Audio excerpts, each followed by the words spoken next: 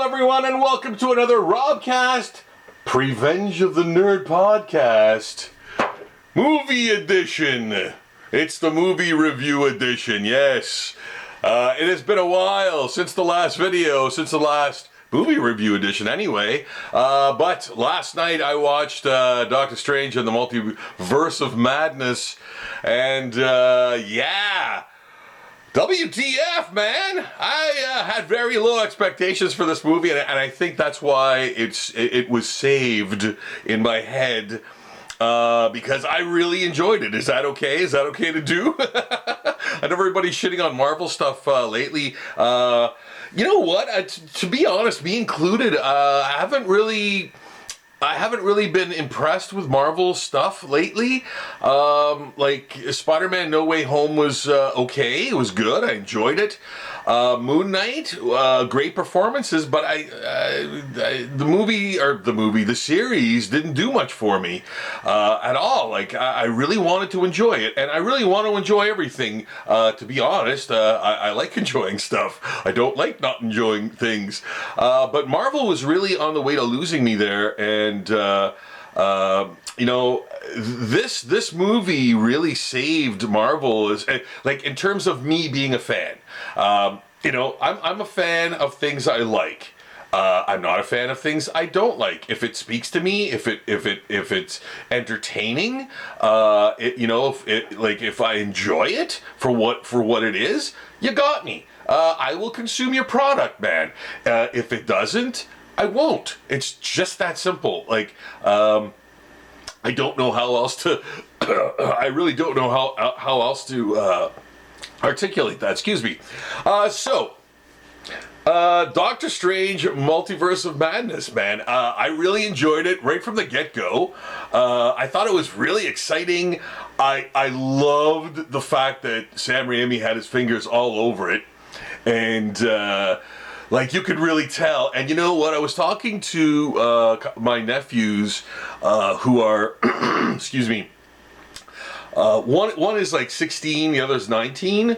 I think 16. I can't be positive about that. He's gonna go, you don't even know how old I am. But anyway, you know, and they were both like, man, they didn't like it. And you know, after I watched it last night, I thought, okay, I could see how they might not like it as much as someone like me could. Like, I'm a huge nerd, man, so I picked up on the comic book stuff. Like, there was stuff that literally, even in the lighting, there was stuff that I was like, wow, that looks like a Gene Colan, Tom Palmer lit, like, drawn panel, or a Frank Brunner panel.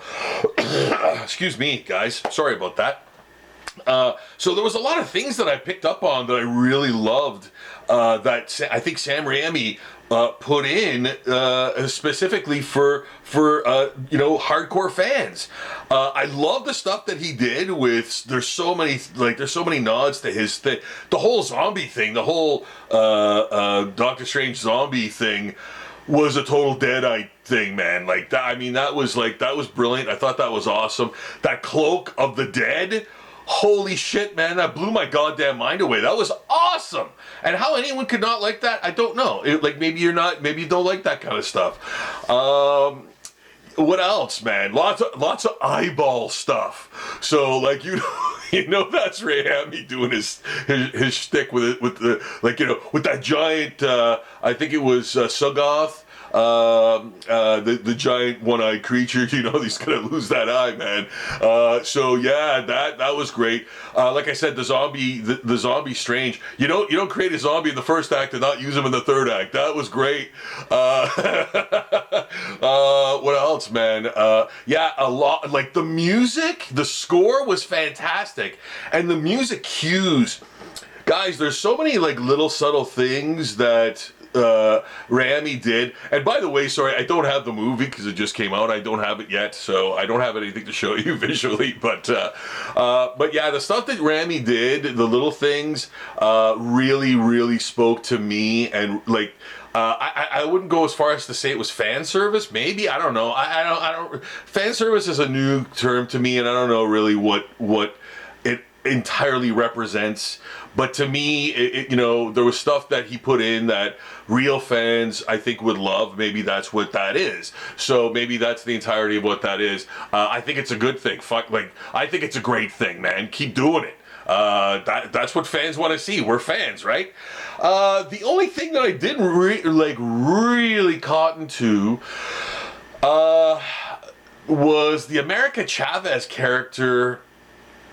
Was a strange kind of choice as the MacGuffin in this major Marvel movie. Like, I don't think the character is much older than 10, like in terms of when she was introduced into the Marvel universe, like in comics anyway. I don't know much about the character at all. I know that character's had a few comic runs that were canceled, or I don't know, just kind of faded away. I don't know if they were canceled or what, but I don't think that character currently has a comic book dedicated to her. Yeah, and I thought that was kind of weird to strap a rocket onto a character that new, that no one knew, that no one knows about, to like, you know what? This is the thing too, guys. I know what the bottom line of all this stuff is. They have to have diversity in there to get that demographic, and the weird demographic, the demographic to me was like, for that character was like the teen female Latina demographic. And I'm like thinking, is that a big enough demographic for you guys to go after? Like, are there teen Latina girls like clamoring for a character or something? I don't understand kind of what, like, I get that the bottom line is always the most important thing. Nothing is done in Hollywood without, you know, people coming in and going, well, we got to have this type of character. We have to have this type of character to cater to this. I get it, shoehorned in. I totally understand that, man. And I know that they don't give a flying shit about these characters other than what they could bring cheddar-wise, man. So that's it. Like, and I just thought that was kind of a way out there choice to have that character in there, because she's not represented with any like current comic book, and I think the comics that she had been in before kind of failed. And again, like, I don't know anything about the character in the comics at all. I never picked one up. I have no idea. I don't even know if those are her powers, to be honest. Like that dimension jumping thing. So I'm not sure about any of that. But anyway, it's not that I didn't like the character as much as I really hated like the actual star shape portals that she created. Like, it wasn't a star burst or the star brand, if you remember Marvel like way back. It wasn't a star burst. It was an actual star, that like a kid's drawing of a star that would create these portals. And I'm like, man, that's really weird, man. That really took me out of it. I know that sounds weird. That sounds strange for me to say, like, that took me out of it. But it just doesn't seem like a real thing. Like, it just seems like we're going to use a star shape to like create these portals. And I thought that was bizarre. It really took me out, man. So, I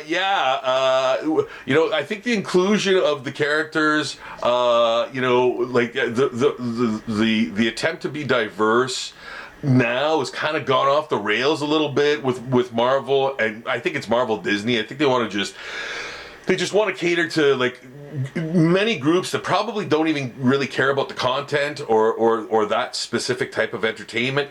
Hey man, maybe it's just me. I'm observing and reporting, man. I'm not really like that. That's a bit opinion for sure, but it just seems to me like you don't need the exact characters, every like definition for other people to be represented by that. Like I don't know when that became like this full force thing.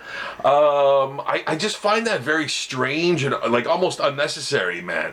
Like, I relate to male characters, female characters, cartoon characters, like, I relate to Godzilla, man. Like, I'll be walking around my house going,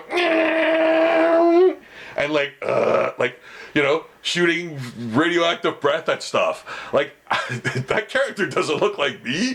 That's not even the same species, man. It doesn't exist. But I relate to it, so I don't know why, like everyone's tripping over their dicks to, like, satisfy all these groups that probably don't care about your product. And maybe they're trying to get them to care about the product, but I don't think it's working. I don't know, man. But that's just like, that's a weird, that's kind of a weird editorial flourish. I don't know. But anyway, I thought the movie was great. I thought the movie was really well done, exciting.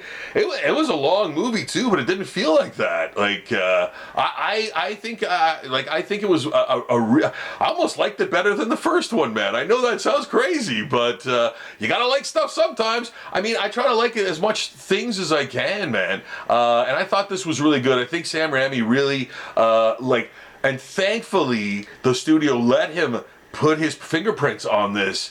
There was so many Raimi things. And like I said before, I could see how maybe the current generation or whatever might not have liked it as much because of that.